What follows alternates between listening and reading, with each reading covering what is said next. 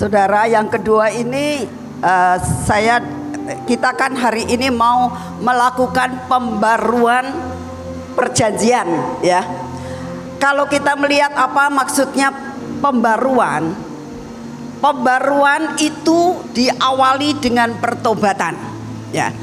Engkau tidak mungkin akan melakukan suatu pembaruan kalau engkau tidak sadar bahwa apa yang pernah engkau lakukan itu adalah sesuatu hal yang kurang, bukannya tidak dilakukan lagi, tetap dilakukan, tetapi yang dinamakan banyak kekurangan.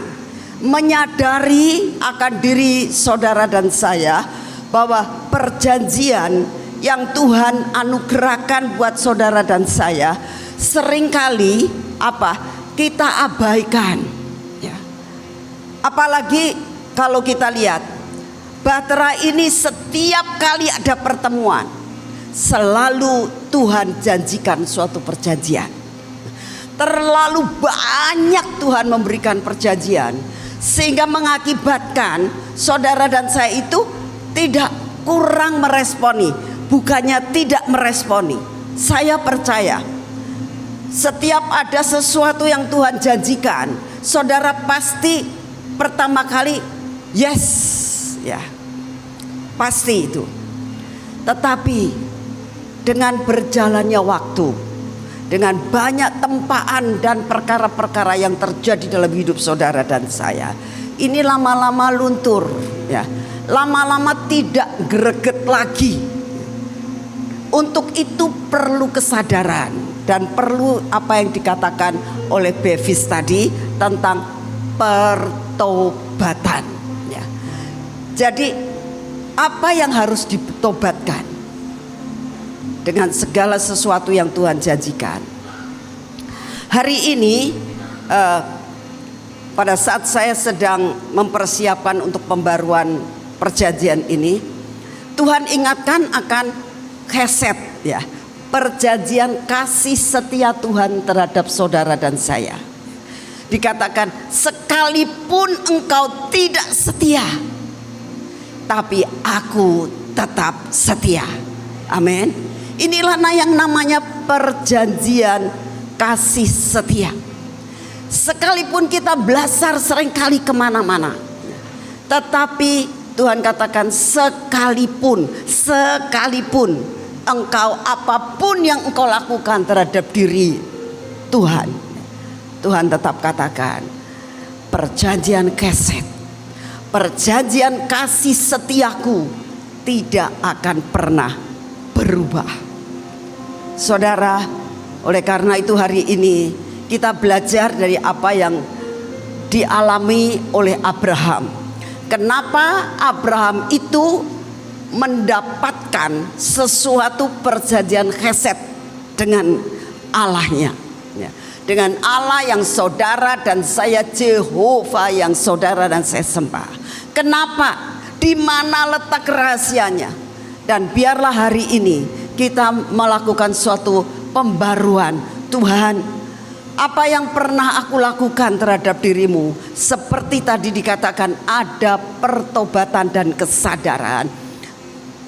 Aku hari ini akan melakukan suatu pembaruan, Tuhan. Aku akan melakukan pembaruan. Aku sadar sesadar-sadarnya, merendahkan diri yang tadi dikatakan sampai glosor, ya. Dan menyadari siapa diri kita dan siapa diri Allah. Karena Jehovah itu luar biasa banget kasih setianya.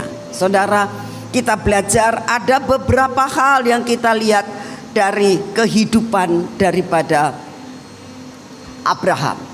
Kenapa Abraham itu disebut sahabat Allah? Kenapa semua yang Tuhan janjikan terhadap Abraham itu luar biasa, ya.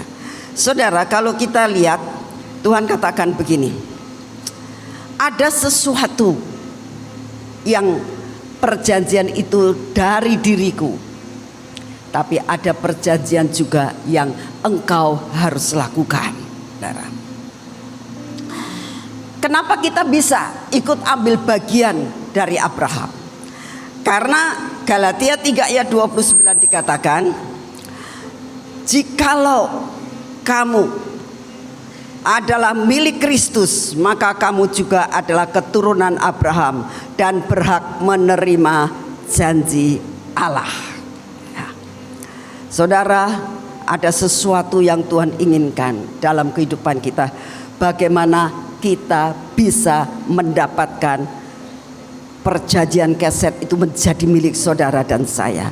Ada bagian yang Allah berikan, ada bagian yang kita harus lakukan. Salah satu contoh, salah satu hal yang harus kita lakukan adalah kita harus hidup tidak bercela seperti yang Abraham alami. Kita baca dalam Kejadian 17. Dikatakan ketika Abraham berumur 99 tahun, maka Tuhan menampakkan diri kepada Abraham dan berfirman kepadanya, akulah Allah yang maha kuasa, hiduplah di hadapanku dengan tidak bercela. Ya. Arti daripada hidup tidak bercela itu di dalam Efesus 5 ayat 27 dikatakan, supaya dengan demikian ia menempatkan jemaat di hadapannya dengan cemerlang tanpa cacat atau kerut atau serupa itu, tetapi supaya jemaat kudus dan tidak bercela. Ya, saudara, yang namanya cemerlang itu kinclong, saudara ya. Zaman sekarang banyak sekali ibu-ibu ya, ibu-ibu yang sederhana, saya bilang mukanya kok bisa kinclong begitu ya. Suatu saat saya pergi ke satu pesta ya. Dan saya lihat yang jaga di depan itu make upnya kinclong semuanya. Nah, cemerlang itu begitu, mukanya berseri-seri, mukanya cemerlang. Dan sebenarnya Tuhan sangat merindukan saudara dan saya sebagai mempelai Kristus. Tuhan pengen, ayo kasih setiaku luar biasa atas hidupmu, supaya engkau hidup cemerlang di hadapanku. Ya. Lalu yang kedua dikatakan begini, aku akan mengadakan perjanjian antara aku dan engkau, dan aku akan membuat engkau sangat banyak. Lalu sujudlah Abraham, dan Allah berfirman kepadanya, dari pihakku inilah perjanjianku dengan engkau, engkau akan menjadi bapak sejumlah bangsa yang besar. Jadi sebenarnya Tuhan itu merindukan saudara dan saya sebagai ahli waris daripada Abraham, berhak menerima semua janji. Tuhan pengen kamu itu harus jadi bapak segala bangsa. Lalu saudara mengatakan, jadi saya mau beristri berapa supaya saya punya anak? Maksudnya bukan seperti itu. Saudara dan saya melebarkan kerajaan Tuhan sampai semua orang diinjili, lalu semua orang jadi anaknya Tuhan. Itu saudara sudah jadi bapak. Jadi itulah yang Tuhan inginkan, untuk kita boleh menjadi berkat buat setiap bangsa-bangsa di dunia ini. Lalu selanjutnya dikatakan, aku akan mengadakan perjanjian antara aku dan engkau serta keturunanmu turun-temurun menjadi perjanjian yang kekal, supaya aku menjadi Allahmu dan Allah keturunanmu. Artinya saudara, janjinya Tuhan, yaitu yang namakan perjanjian keset itu, bukan hanya untuk kita, untuk anak kita, cucu kita, cicit kita, forever.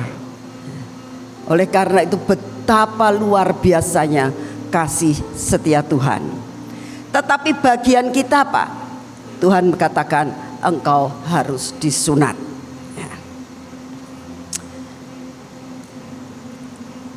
Di dalam ayat 9 dikatakan, lagi firman-Nya Allah kepada Abraham, dari pihakmu engkau harus memegang perjanjianku, engkau dan keturunan turun-temurun. Inilah perjanjianku yang harus kamu pegang, perjanjian antara aku dan kamu serta keturunanmu, yaitu setiap laki-laki di antara kamu harus disunat. Bagian kita apa? Disunat. Artinya dipotong, dipisahkan. Saudara dan saya dipilih, dan Tuhan merindukan engkau harus dipotong. Salah satu hal ya, salah satu hal yang harus kita potong apa? Yaitu seluruh perkara yang Tuhan tidak suka. Apa yang menjadi kesukaan kita, apa yang kita kasihi lebih daripada Tuhan, itu perlu disunat.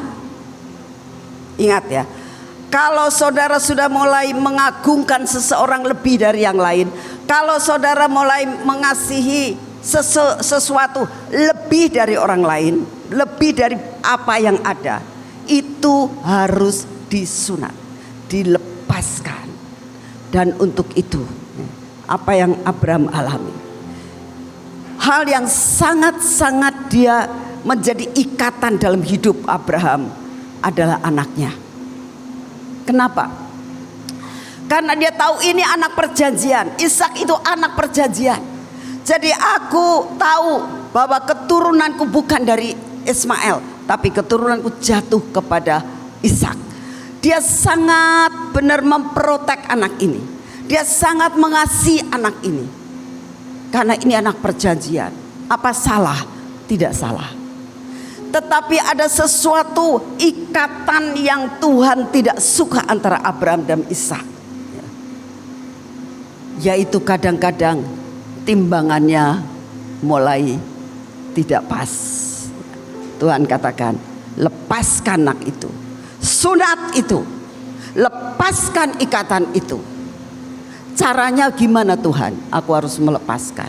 Saudara, cara satu-satunya saudara, yaitu dia harus merelakan hidup, menyerahkan Ishak, dipersembahkan kepada Tuhan.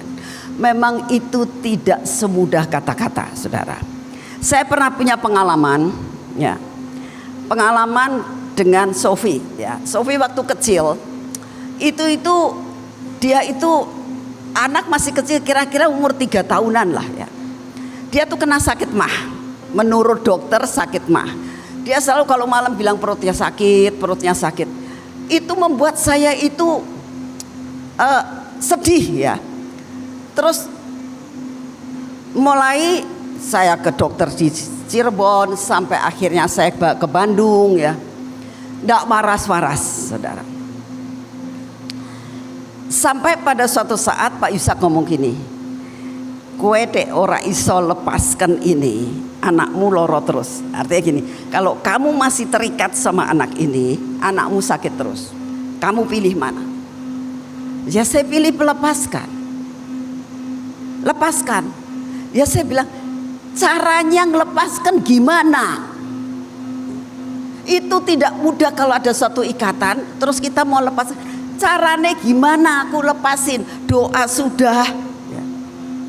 Sedangkan kalau saya ini sampai begini, saya lepaskan misalnya kantor saya, itu saya lepasin. Tapi persekutuan tidak saya lepasin. Jadi saya kalau berobat ke Bandung itu selalu hari Rebu, selalu hari Kamis. Selasa, Rebu waktu itu persekutuan, Kamis itu saya baru berangkat. Kalau saya berangkat hari Minggu, Senin ke dokter, Selasa saya pulang karena Rebu mau persekutuan. Rasanya saya sudah mendahulukan Tuhan lebih daripada itu semuanya. Saya tetap tanggung jawab, tapi Tuhan ngomong melalui Pak Yusak, belum Pol. Saya sampai Tuhan apalagi sih? Tak kuasai sudah ya. Tapi sebetulnya bukan masalah di luar, di dalam. Sunat itu adalah sunat hati, kata Tuhan. Engkau bisa di depan itu mengatakan aku sudah mengampuni, aku sudah melupakan. Bisa ngomong, bisa ya. Semua orang bisa melihat. Tapi yang bisa menilai hati itu hanya Roh Kudus dan Tuhan. Yang Tuhan inginkan adalah benar-benar keluar dari hati, lepas benar-benar. Jadi apa yang harus saya lakukan? Saya bilang begitu. Setelah aku didoakan, saya bilang, aku tidak mampu. Ini pertama kali kita harus mengakui bahwa hanya karena anugerah kita akan dapat melepaskan semuanya. Kekuatan sendiri tidak mungkin saudara. Saya alami sendiri. Saya sudah berdoa, puasa dan lakukan semuanya, tapi Tuhan bilang belum Paul. Akhirnya saya didoakan Pak Yusak. Saya menangis dan mengerang, saudara. Dan saya katakan, Tuhan, putuskan dan cabut ini,